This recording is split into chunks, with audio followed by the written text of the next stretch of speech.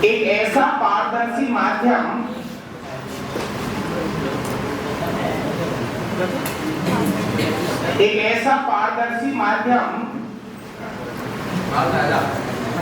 जिसकी एक या दोनों सतह गोलीय हो, एक या दोनों सतह गोलीय हो, लेंस कहलाता है।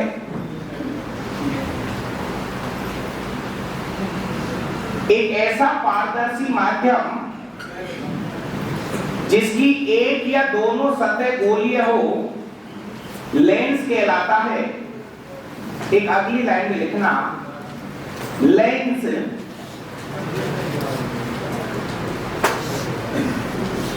प्रकाश के अपवर्तन के नियम पर कार्य करता है। अरे इसको और एक स्टूल ले लें। लेंस प्रकाश के अपवर्तन के नियम पर कार्य करता है। लेंस प्रकाश के अपवर्तन के नियम पर कार्य करता है। देखिए भाई, थोड़ी सी एक बात सुनना। पिछली क्लास तक हम दर्पण पढ़ रहे थे और दर्पण में एक सतह की पॉलिश करनी पड़ती थी। थोड़ा सा एक बार देख लीजिए भाई, चाहे वो आपका समतल दर्पण हो तब भी हमने एक सतह की पॉलिश की थी और ये पॉलिश चल रही थी सिल्वर नाइट्रेट से। चाहे वो आपका अवतल दर्पण हो तब भी हम एक सतह की क्या कर रहे थे, पॉलिश कर रहे थे। चाहे आपका उत्तल दर्पण हो तब भी हमने एक सतह की क्या की थी, पॉलिश की थी। दर्पणों की हम पॉलिश इसलिए कर रहे थे क्योंकि जब भी हम इसमें प्रकाश डालते हैं, ये तो इसकी मेन लाइन हो गई, तो जब भी हम इसमें प्रकाश डालेंगे, प्रकाश टकरा के क्या आ रहा था, वापस आ रहा था। यहां से भी प्रकाश टकरा के वापस आ रहा था। चलिए, ये इसकी मुख्य अक्ष है, प्रकाश डालेंगे टकरा के वापस आएगा। ये मान लीजिए इसकी मुख्य अक्ष है, प्रकाश डालोगे टकरा के वापस आएगा। मतलब जितने भी दर्पण है ये आपके परावर्तन के नियम पर कार्य करते हैं। परावर्तन के नियम पर कार्य करते हैं। समझना, तीनों चित्र इसलिए मैंने बनाए हैं कि कोण आई जो है बराबर होगा कोण आर के। समझ, ये वाला जो कोण है इसको बोलते हैं कोण आई, आपतन कोण का मान, और ये है कोण आर, परावर्तन कोण का मान। यहां पर भी कोण आई बराबर कोण आर और यहां पर भी कोण आई बराबर कोण आर। मतलब जितने भी दर्पण हमने पढ़े हैं वो सभी दर्पण जो है वो प्रकाश के परावर्तन के नियम पे काम कर रहे थे। कोण आई बराबर कोण आर पर। दूसरी चीज, जब आप दर्पण पढ़ रहे थे तो हमने एक सतह की क्या कर रहे थे, पॉलिश कर रहे थे। अब बात आएगी लेंस पर। पहली चीज तो सबसे खास चीज, लेंस जो है ये पारदर्शी होगा। लेंस क्या रहेगा, पारदर्शी। अगर लेंस पारदर्शी रहेगा, चाहे वो उत्तल लेंस हो चाहे वो अवतल लेंस हो, अगर लेंस पारदर्शी है तो सीधी सी बात है, प्रकाश जो है वो एक माध्यम से दूसरे माध्यम में जाएगा। भाई पारदर्शी है तो प्रकाश जो है वो पास कर जाएगा इसमें से। तो ये अगर प्रकाश एक माध्यम से दूसरे माध्यम में जाएगा तो यहाँ पे जो घटना चलती है वो किसकी चलती है, अपवर्तन की। तो जितने भी लेंस हम पढ़ेंगे वो सभी प्रकाश के अपवर्तन की घटना पे क्या करेंगे, कार्य करेंगे। अगली लाइन में लिखना, लेंस दो प्रकार के होते हैं। लेंस दो प्रकार के होते हैं।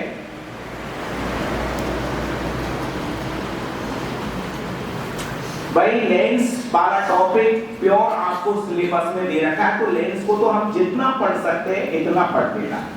लेंस दो प्रकार के होते हैं, पूरा एक पेज ले लीजिए जिसमें हम अंतर करेंगे। एक तरफ उत्तल लेंस, उत्तल लेंस, और एक तरफ आपको लिखना है अवतल लेंस।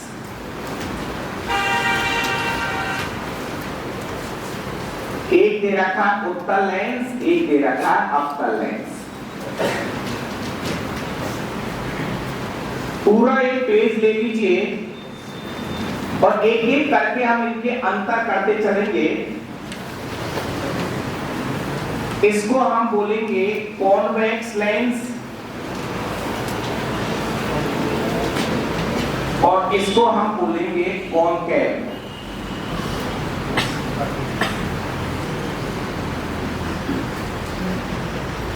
सबसे पहले इन दोनों का एक एक डायग्राम में बना रहा हूं, पहले सुनना।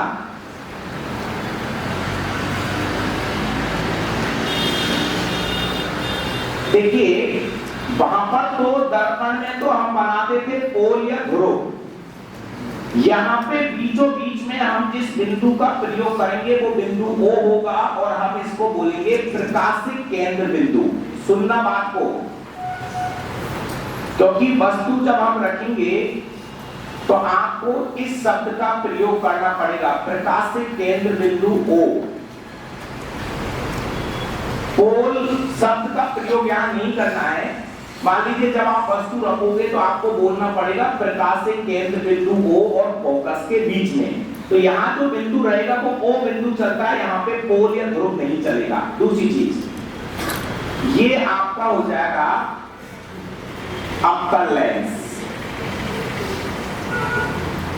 ये मुख्य अक्ष है और ये है प्रकाशिक केंद्र बिंदु O।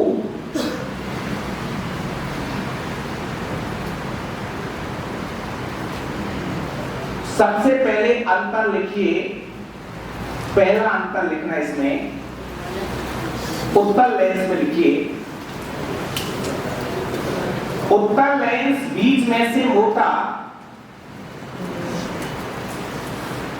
उत्तल लेंस बीच में से मोटा वह किनारों से पतला होता है। उत्तल लेंस बीच में से मोटा वह किनारों से पतला होता है।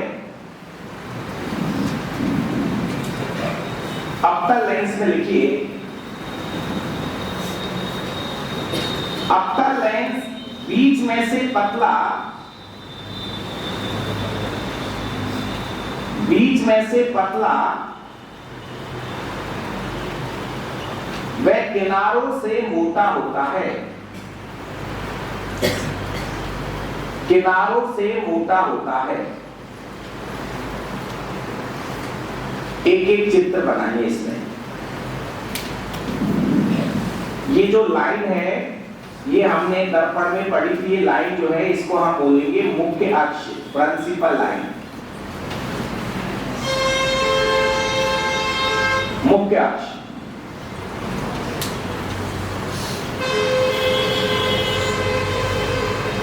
लेंस का हर एक बिंदु बहुत तरीके से आपको सेट करना है।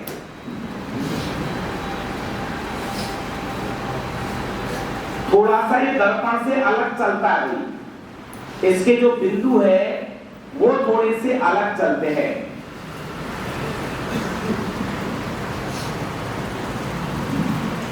उत्तल लेंस बीच में से मोटा, जब हम कभी उत्तल लेंस को हाथ में लेते हैं तो ये क्या है, बीच में से तो बनाया जाता मोटा, और जैसे जैसे किनारों पे आओगे किनारों पे कैसे कर देते इसको पतला कर दिया जाता है।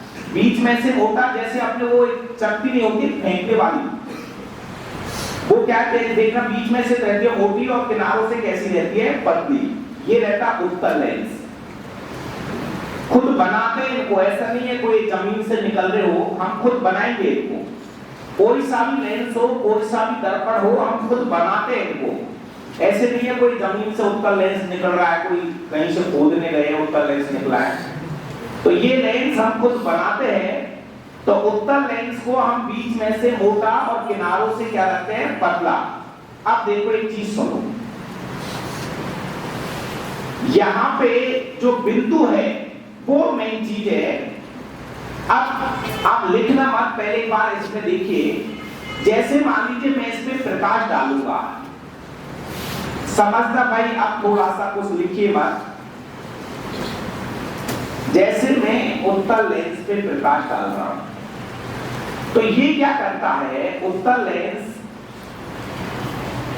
प्रकाश की किरणों को एक बिंदु पे क्या करता है, मिलाता है। सुनो भाई, जैसे मैंने इस लेंस के ऊपर प्रकाश डाला तो ये लेंस क्या करता है, अपवर्तन के बाद, परावर्तन नहीं हो रहा है, यहां पे क्या हो रहा है, अपवर्तन। अपवर्तन के बाद प्रकाश की किरणों को एक बिंदु पे मिलाता है और इस बिंदु को हम बोलेंगे मुख्य फोकस। लेकिन बात सुन लीजिए आप, अभी तो आप इसको मुख्य फोकस बोल लीजिए समझने के हिसाब से, लेकिन जब हम एक और डायग्राम बनाएंगे तो हम इसको मुख्य फोकस नहीं बोलेंगे, ऑप्शन में फोकस आएगा भी नहीं। तो यहाँ पे ये जो बिंदु होगा ना, ये बिंदु होगा F2। इस बिंदु को क्या नाम देंगे हम, F2। मैं आपको बता दूं मेरी बात को आप समझिए। अभी बोलने के हिसाब से कोई दिक्कत नहीं है, आप बोल लीजिए कि प्रकाश की किरण जो है वो मुख्य फोकस पे जाके मिलती है, लेकिन इनके जो बिंदु होंगे वो कुछ इस तरीके से होंगे। इधर जो बिंदु होगा उसको हम नाम देंगे F1, एक और बिंदु होगा जिसको नाम देंगे 2F1, और आपको पता है लास्ट में हम वस्तु कहां रखते हैं, अनंत। भैया मैं फिर कह रहा हूं, यहाँ पे आपको वक्रता केंद्र C और F जैसे शब्द सुनने को नहीं मिलेंगे। होते हैं, ये वो ही शब्द है, वो ही वक्रता केंद्र है, ये वो ही फोकस है, ये फोकस, ये वक्रता केंद्र। लेकिन यहाँ पर हम इन शब्दों का प्रयोग नहीं करेंगे, न आपको ऑप्शन में ये शब्द दिखाई देंगे। ऑप्शन में अगर वस्तु रखी हुई मिलेगी तो वो बोलेगा 2F1 और F1 के मध्य में वस्तु रखी है, या F1 और O के मध्य पर। तो यहाँ पे जिन बिंदुओं का हम प्रयोग करेंगे वो बिंदु ये होंगे। इधर जो बिंदु जाएंगे वो होंगे F2 वाले बिंदु, F2, 2F2। और इधर भी जो बिंदु होगा वो कौन होगा, आपका अनंत। एक बात फिर सुन लीजिए भाई, ये मेन चीज है। इनमें अगर गड़बड़ी होगी ना तो बात समझ में नहीं आएगी, वस्तु कहां रखी है, प्रतिबिंब कहां बनेगा। सबसे पहला काम है ये बिंदु लगाना। तो इधर थोड़ा सा दिमाग में सेट कर लेना, इधर वाले बिंदु F1 वाले, F1 जैसे F1, 2F1, 3F1, 4F1, 5F1। F1 वाले बिंदु इधर है और F2 वाले बिंदु इधर है।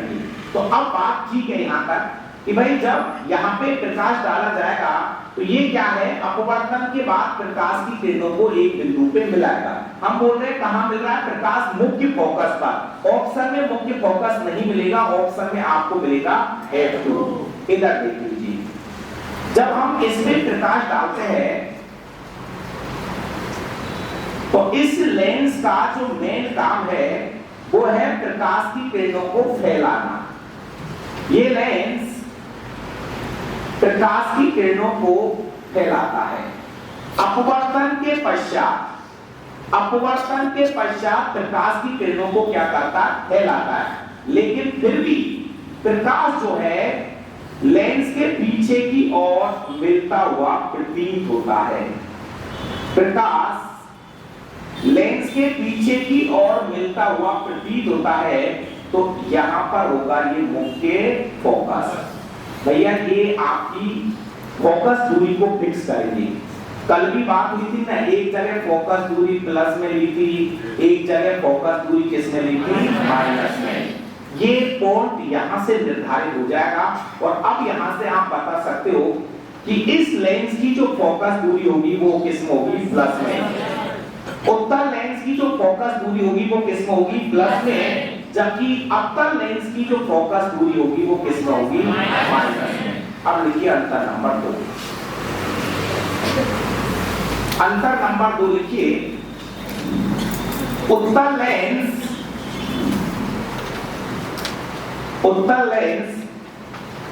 प्रकाश की किरणों को उत्तल लेंस प्रकाश की किरणों को अपवर्तन के पश्चात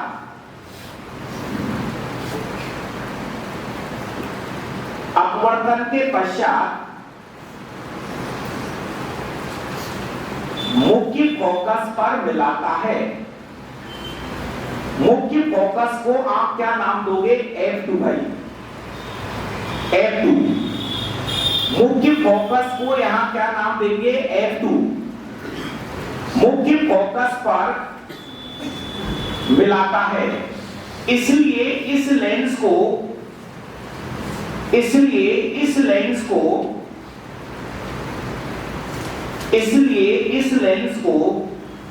यदि प्रकाश की किरणों को एक बिंदु पे मिलाएगा तो हमने पढ़ा था उस लेंस का नाम हम अपसारी देंगे, अभिसारी। यदि वो प्रकाश की किरणों को एक बिंदु पे मिलाता है तो इस लेंस का नाम क्या होगा? अभिसारी लेंस। लगाइए कोष्ठक में। इसलिए इस लेंस को अभिसारी लेंस कहा जाता है। ये क्या है? प्रकाश की किरणों को कन्वर्ज करता है, एक बिंदु पे मिलाता है। इसलिए इस लेंस को अभिसारी लेंस कहा जाता है। अंडरलाइन कर लेना, इस लेंस को अभिसारी लेंस कहा जाता है। चित्र बनाओगे ऊपर वाला। हर एक चित्र आपको बनाना पड़ेगा और हर एक चित्र आपको क्वेश्चन देके जाएगा। 50 लाख विद्यार्थी सीटी का एग्जाम देंगे, कम से कम 50 लाख, और वो आपसे गड़बड़ी करवाएगा छोटे छोटे बिंदुओं पर।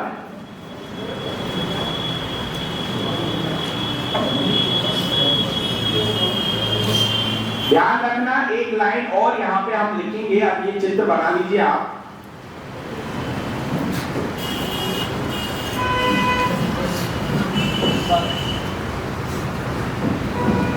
ये वाला लेंस प्रकाश की किरणों को एक बिंदु पे मिलाएगा। इसमें अभी हम लिखेंगे, यहां पोल मत बनाना भाई, पोल नहीं है, यहां होगा प्रकाश से केंद्र बिंदु O। और अभी तक तो हमने ये बोला है कि प्रकाश जो है वो मुख्य फोकस पे जाके मिलेगी। ये बिल्कुल मुख्य फोकस ही है, लेकिन हम इसको यहां पे नाम देंगे F2, ये वाला। यहां पर इस बिंदु को नाम देंगे F2।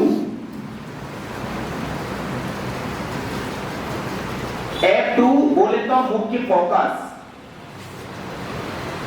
इधर आइए भाई अवतल लेंस में।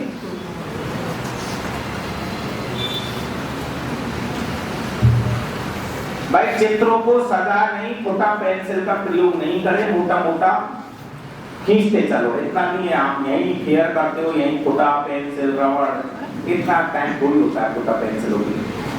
तो मैं तुम्हें ही धीरे दिखा रहा हूं, आप सूटा सूट चलने दो चीजों को। अगला लिखिए इसमें, ये भैया अपना मकसद है, चाहे कम पढ़ लो लेकिन चीज जो है वो सीखनी चाहिए। बस मेन मकसद है अपन को ये विज्ञान सीखनी है, क्योंकि ये सीटी बार बार होगा और आप बार बार कोचिंग नहीं कर सकते, क्योंकि इंसान एक बार कोचिंग करके ही थक लेता है, बार बार कोचिंग होगी भी नहीं आपसे। अगर मान लीजिए गलती से फेल भी हम हो जाते हैं तो भी कोचिंग तो नहीं होगी वापस से।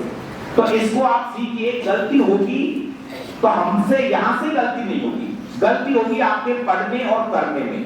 मैटर यही रहेगा, अगली बार आओगे तब भी यही रहेगा मैटर। कोई भी एक सिंगल लाइन एनसीईआरटी की मैं छोड़ूंगा नहीं, आपको कितना याद रहता है वो आपके ऊपर निर्भर करेगा। चीजें एक सिंगल लाइन एनसीईआरटी की नहीं छोड़ूंगा मैं। अब बात है कि आपको याद रह रही है या नहीं रह रही है, वो चीजें हैं, चीजों को आराम से सीखिए। और मेरे हिसाब से ऑफलाइनों में इतना धीरे कोई पढ़ाएगा नहीं जितना धीरे मैं पढ़ा रहा हूं। कोई नहीं, इतना टाइम नहीं होता है। नहीं तो ये वाला लेंस जो है ना, इसको हम 15-15 मिनट में खींच जाते हैं। ये इतना टाइम नहीं होता है, आपको बताएंगा ध्यान रखना ये वो है, पोल नहीं है, यहाँ मुख्य फोकस मत बोलना, इसको क्या बोलना है, F2 है। इतना थोड़ी बताते, ये आपके काम है फिर भी कोशिश करो कि एक बार में विज्ञान सिखाऊं। अजय वापस मौका लिए। अभी क्वेश्चनों की संख्या सीईटी में फिक्स नहीं हुई है कि किस सब्जेक्ट से कितने क्वेश्चन आएंगे, लेकिन फिर भी इतना बता रहा हूं, जिस तरह से उन्होंने विज्ञान का सिलेबस दिया है छाप के, तो सिलेबस में मैं मानता हूं एक चैप्टर जो दिया है, ज्यादा नहीं तो एक चैप्टर से एक क्वेश्चन तो पूछेगा। चैप्टर ही ठोक रखे उसमें ना, तो कम से कम 15 से 20 क्वेश्चन आपको साइंस को 101% नजर आएंगे और हर एक क्वेश्चन आपको काम आएगा। ये विज्ञान पढ़ते समय बहुत बढ़िया लगते हैं, लेकिन क्वेश्चन जब करके आते ना तो गलत ही होके आते हैं, रीजनिंग की तरह। वो कथन निष्कर्ष वाले क्वेश्चन नहीं होते ना, ऐसी इसमें गड़बड़ी होती है।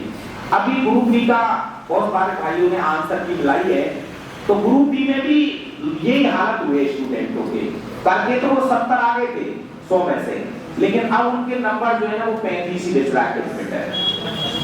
ये उनको करते टाइम ऐसा लगता है कि चीजें सही चल रही है, लेकिन विज्ञान आपको हर एक शब्द में गलती करवा लेगी, तो इसलिए थोड़ा सा इसको कोशिश करें, सीखो लेकिन आराम से। और यदि आपसे मैं बार-बार कह रहा हूं, यदि आपके पास एनसीईआरटी की बुक हो तो उसके साथ-साथ पढ़ लो, बाद में पढ़ाओ नहीं आएगी। ये जो टॉपिक है ये एनसीईआरटी क्लास 10 का लेसन नंबर 10 है ये, और आपको अगला टॉपिक लेसन 11 भी पूरा दे रखा है ऐसे कैसे। 2 चैप्टर है जो आपको दे रखे हैं 10 और 11, मेरे साथ साथ पढ़ लेना, नहीं तो बाद में आप एनसीईआरटी के हाथ भी नहीं लगाओगे, ये मेरी गारंटी देख लेना। पढ़ ही नहीं सकता स्टूडेंट। एनसीईआरटी की भाषा ऐसी है कि जब तक स्टूडेंट को कोई पढ़ाएगा नहीं तब तक स्टूडेंट पढ़ेगा भी नहीं उसको, क्योंकि उसकी लैंग्वेज उसमें जगह-जगह प्रयोग दे रखे होते हैं, हर पन्ने पर 2-2 प्रयोग, और बच्चा प्रयोग करेगा नहीं, क्योंकि प्रयोग में ऐसा होगा तो क्या होगा, अब स्टूडेंट को क्या पता क्या होगा। प्रयोगों के अंदर जगह-जगह दे रखा है कि भाई ये 2 चीजें ले, इसको मिलाएंगे क्या होगा। अब क्या होगा, या तो उसको टीचर पता है, नहीं तो स्टूडेंट उसको बंद कर देगा। लिखिए इसमें, अपर लेंस प्रकाश की किरणों को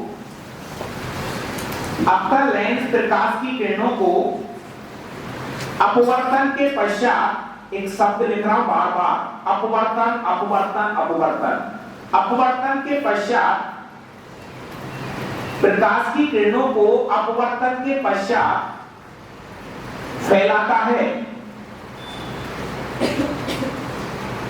अपवर्तन के पश्चात फैलाता है, लेकिन प्रकाश की किरणें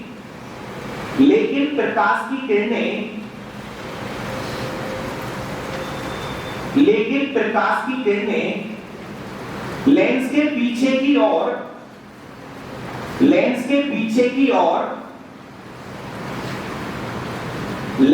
पीछे की ओर मिलती हुई प्रतीत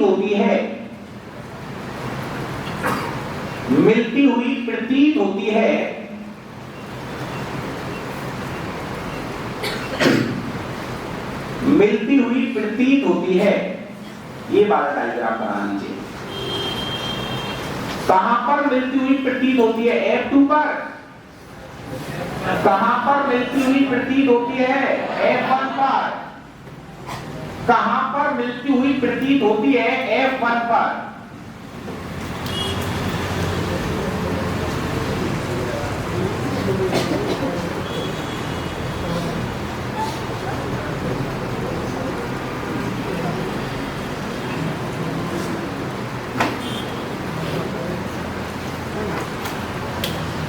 खींचो भाई जल्दी से। इस वाले लेंस का जो पहला काम है मेन, वो है प्रकाश की किरणों को फैलाना। और यदि ये प्रकाश की किरणों को फैलाता है तो हम इसको अभी अगली लाइन में एक नाम लिखेंगे, इसी का नाम होगा अपसारी लेंस, क्योंकि प्रकाश की किरणों को डायवर्ट कर रहा है, तो इस लेंस का नाम होगा अपसारी लेंस। लिखाऊंगा मैं, वो अभिसारी है, ये अपसारी है। ये अभिसारी लेंस, उसको हम बोलेंगे अपसारी लेंस। भाई इस लेंस का जो मेन काम है वो है प्रकाश की किरणों को फैलाना, लेकिन प्रकाश की जो किरण है ये पीछे की ओर मिलती हुई प्रतीत होती है, लिखना एक लाइन इधर ही,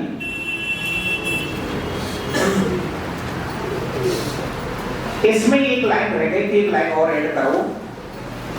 इस लेंस को अपसारी लेंस कहा जाता है क्योंकि प्रकाश की किरणों को फैलाता है, प्रकाश की किरणों को फैलाता है, इसलिए इस लेंस को अपसारी लेंस कहा जाता है। अंडरलाइन कर लेना भाई, इस लेंस को अपसारी लेंस कहा जाता है,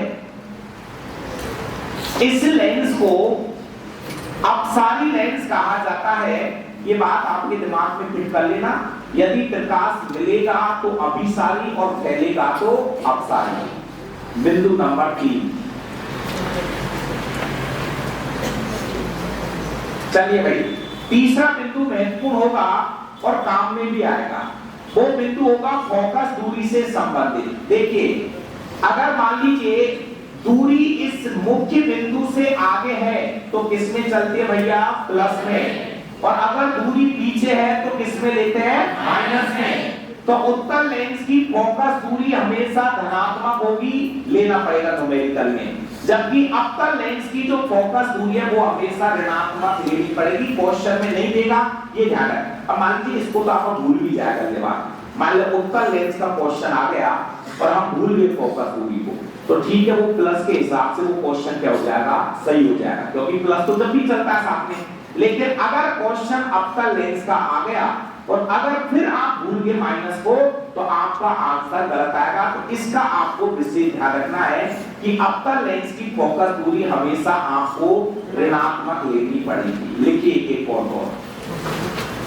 उत्तल लेंस की फोकस दूरी मोस्ट लगा लेना मेरा भाई, पूरे न्यूमेरिकल में जरूरत पड़ेगी इस लाइन की। उत्तल लेंस की फोकस दूरी एक बार और मोस्ट लगा लीजिए। उत्तल लेंस की फोकस दूरी धनात्मक होती है, उत्तल लेंस की फोकस दूरी धनात्मक होती है, जबकि अवतल लेंस की फोकस दूरी, जबकि अवतल लेंस की फोकस दूरी, अवतल लेंस की फोकस दूरी हमेशा ऋणात्मक होती है। अवतल लेंस की फोकस दूरी हमेशा ऋणात्मक होती है। लिख लो मोटा मोटा, ऐसे भी लिख लो, दिख नहीं चाहिए ना ऐसे कॉपी। इसकी फोकस दूरी धनात्मक और इसकी फोकस दूरी लेनी है ऋणात्मक।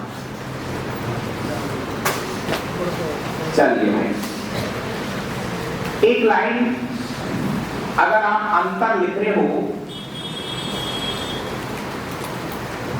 फोकस दूरी ऐसे हो गई ना धनात्मक, देखिए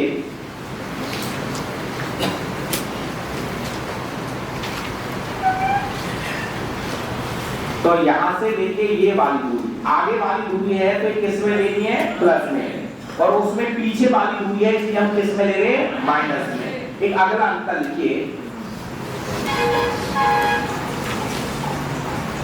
देखो एक चीज मैं आपको बता दूं, फिर से याद कर लीजिए।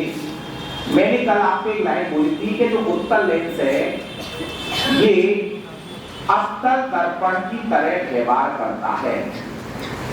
कल हमने अवतल दर्पण पढ़ा था और उसमें कुल कितनी स्थिति बनाई थी? 6 स्थिति बनाई थी। ये एक बात फिर बता दूं, अवतल दर्पण में जो प्रतिबिंब बना था वो मेनली तो वास्तविक और उल्टा बना था। अवतल दर्पण में प्रतिबिंब कैसा बना था? वास्तविक और उल्टा। लेकिन स्थिति नंबर 6 क्या थी? अपवाद थी। स्थिति नंबर 6 क्या थी? अपवाद। सेम लाइन में बोलूंगा कहां पर इनको?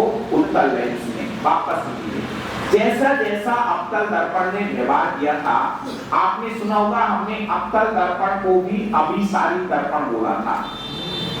अभिसारी दर्पण, क्योंकि ये भी प्रकाश की किरणों को एक बिंदु पे मिला रहा था, ये भी प्रकाश की किरणों को एक बिंदु पे मिला रहा है, तो हमने इसका भी नाम क्या दिया है? अभिसारी। और दर्पणों में इसको भी हमने क्या बोला था? अभिसारी। तो यही लाइन